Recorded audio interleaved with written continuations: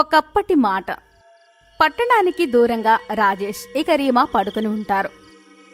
అప్పుడే వాళ్ళకి ఇంటి స్లాబు పైన ఎవరో నడిచిన చప్పుడు వస్తుంది. ఆ చప్పుడుతో రీమా నిద్ర మేలుకుంటుంది.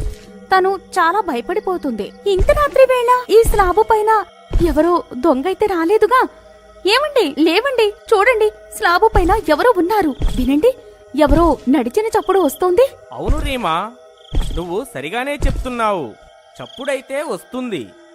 నువ్వు బయటి తలుపును మూసేశావు కదా? నాకు గుర్తులేదు. నేను పడుకునేటప్పుడు తలుపు మూయడం మర్చిపోయి ఉంటా. నువ్వు భయపడకు, నేను ఇప్పుడే చూసి వస్తాను.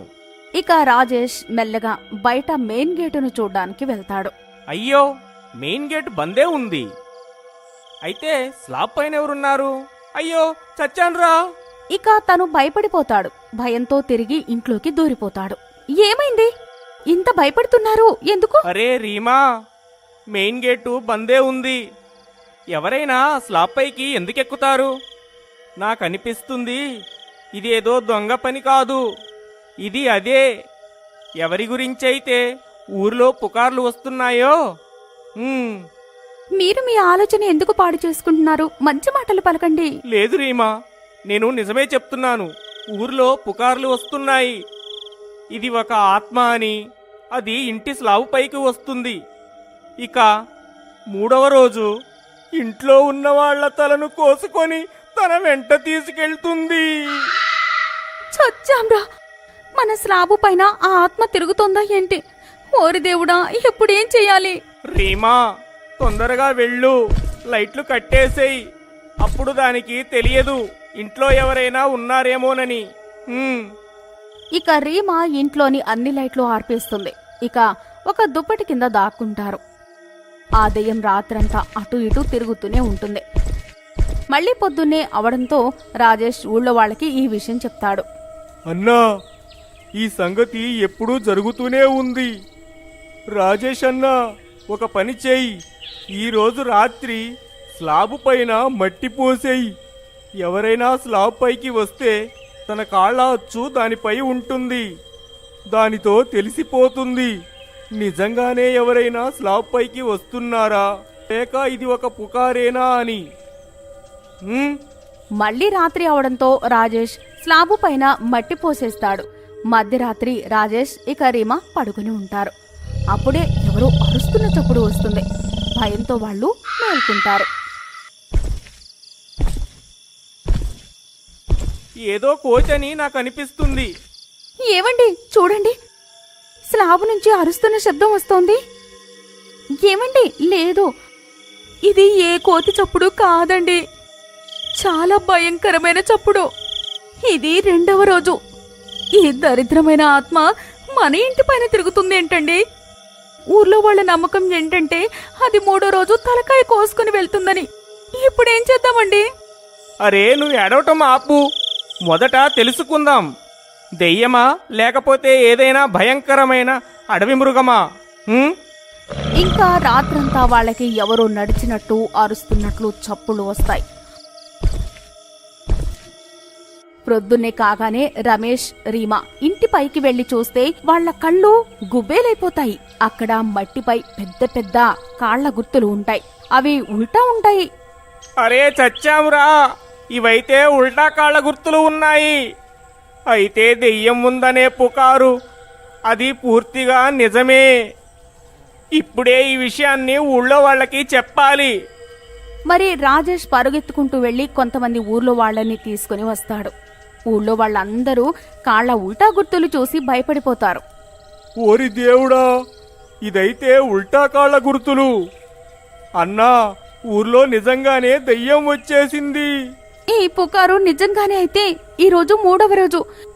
మరి ఈ దెయ్యం 3వ రోజు ఆ ఇంట్లో ఉండే వాళ్ళ తలకాయ కోసి తీసుకెళ్తుంది. రాజేష్ అన్నా, నువ్వు నా మాట విను.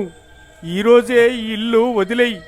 లేకపోతే ఈరోజే మీ ఇద్దరి ఆఖరి రోజవుతుంది. జాగ్రత్త. లేదు లేదు, నా ఉద్దేశంలో ఇది ఎవరో ఆట పట్టిస్తున్నారు. నాకనిపిస్తుంది ఎవరో ఈ ఇల్లు ఖాళీ చేయించాలనుకుంటున్నారు. ఎందుకంటే మేము ఇల్లు తక్కువ ధరకు అమ్మేసి వెళ్ళాలని. ఏమండి, మీ మతి స్తంభించిందా? నిజంగా దెయ్యమైతే ఈరోజు మన తలను నరికి తీసుకెళ్తుంది. నువ్వు భయపడకు, నా దగ్గర ఒక ఉపాయం ఉంది. ఊరివాళ్ళు, ఈరోజు రాత్రి మీరు మా ఇంటి చుట్టుపక్కనే ఉండండి. మళ్ళీ రాత్రి అయినప్పుడు వాళ్ళిద్దరూ పాడుకుంటారు. అర్ధరాత్రి అవుతున్నప్పుడు ఎవరో వాళ్ళ ఇంటి పైకి వస్తారు. నడిచే చప్పుడుతో వాళ్ళు నిద్రలేస్తారు. ఏమండి, చచ్చాం. ఈరోజు 3వ రోజు. ఈరోజు మనం బ్రతకమండి. నిజంగానే అది మన తలలు నరికి తీసుకెళ్తుంది. ఊళ్ళో వాళ్ళు చెప్పారు ఇల్లు ఖాళీ చేయమని. మీరు వాళ్ళని వినిపించుకోలేదు. చూడండి, వచ్చేసింది దెయ్యం.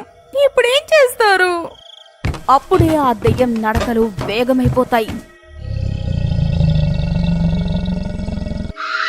ఎవరో మెట్లు దిగుతున్నట్లు అనిపిస్తోంది. ఈ చప్పుడు మెట్ల వైపు నుండి వస్తోంది. ఏమైనా చెయ్యండి. ఏంటి మీ ఉపాయం? అరే ఆపు ఆపు, ఏడవటం ఆపు. చప్పుడు చేయకు, లేకపోతే దానికి తెలిసిపోతుంది మనం ఇక్కడ ఉన్నామని. రాజేష్ లేచి వేరే గదిలోకి వెళ్లి 2 బొమ్మలు తెచ్చి మంచంపై పడుకోబెడతాడు. మరి దుప్పటి కప్పేస్తాడు. ఇంకా అన్ని లైట్లు ఆర్పేస్తాడు. నడు రీమా, మనమిప్పుడు దాచుకోవాలి. అరే త్వరగా నడు. మరి వాళ్ళిద్దరూ ఇదే మంచం కింద దాక్కుంటారు. అప్పుడే తలుపులు కొడతారు.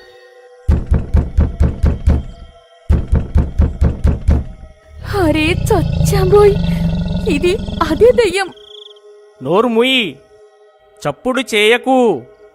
చెప్పలేం, తలుపులు తెరుచుకోకపోతే వెళ్ళిపోతుందేమో. మరి కొద్దిసేపు తలుపులు కొడుతూనే ఉంటారు. మరి కొద్దిసేపు తరువాత తలుపులు విరిగిపోతాయి. ఆ దెయ్యం లోపలికి వస్తుంది. వాళ్ళిద్దరూ మంచం కింద దాక్కుని ఉంటారు. అప్పుడే వాళ్ళకి దెయ్యం కాళ్ళు కనిపిస్తాయి. ఇవి ఉల్టా ఉంటాయి.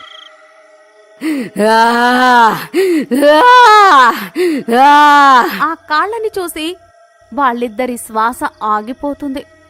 ఓరి దేవుడా, ఇప్పుడు మా పరిస్థితి ఏమిటి? అరే చచ్చాం రోయ్. మళ్ళీ దెయ్యం మంచంపై ఉన్న వాళ్ళ మీద కత్తితో పొడుస్తుంది. ఇంకా ఆ బొమ్మల తల నరికేస్తుంది. ఇంకా దగ్గరలో కూర్చొని తింటుంది. అది అప్పుడే తెలుసుకుంటుంది అది తినేది మనిషి తల కాదని, తనను మోసం చేశారని. అది చాలా కోపంలో వచ్చేస్తుంది. మోసం మోసం,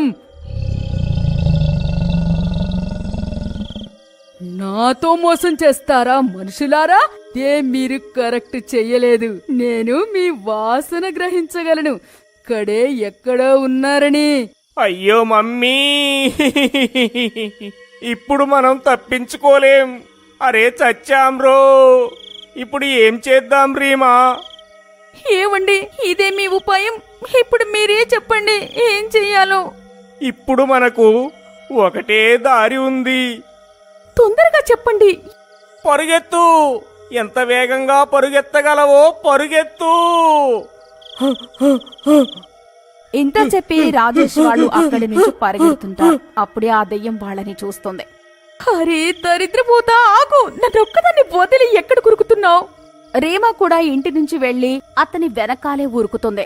మరి వాళ్ళు ఇంటి మెయిన్ డోర్ బయట నుంచి తలుపులు వేసేస్తారు. ఓ ప్రజలారా, త్వరగా రండి, మీ అవసరం ఇప్పుడు చాలా ఉంది. అప్పుడే అందరూ ఊరి వాళ్ళు చేతిలో మంటకట్టెలు పట్టుకుని వస్తారు. దెయ్యం కిటికీలో నుంచి అంతా చూస్తూ ఉంటుంది. అన్నా, దెయ్యం ఇంట్లోనే ఉంది. మనం ఏదో ఒకటి చెయ్యాలి. అది కానీ బయటికి వస్తే చాలా ప్రమాదం. కిటికీలో దెయ్యంని చూసి ఊర్లో వాళ్ళు కళ్ళు గుబేలమంటారు. అప్పుడే దెయ్యం కిటికీకి ఉన్న రాడ్ని విరగొడుతూ ఉంటుంది. అన్నా, ఈ దెయ్యాన్ని ఆపాలంటే ఒకటే మార్గం. మనం ఈ ఇంటికి మనమే మంట పెట్టేయాలి. లేకపోతే ఈ దెయ్యం ఏ క్షణమైనా కిటికీ బద్దలు కొట్టి బయటకు వస్తుంది. ఇంకా అందరూ ఊరి వాళ్ళు కలిసి ఇంటికి మంట పెట్టేస్తారు.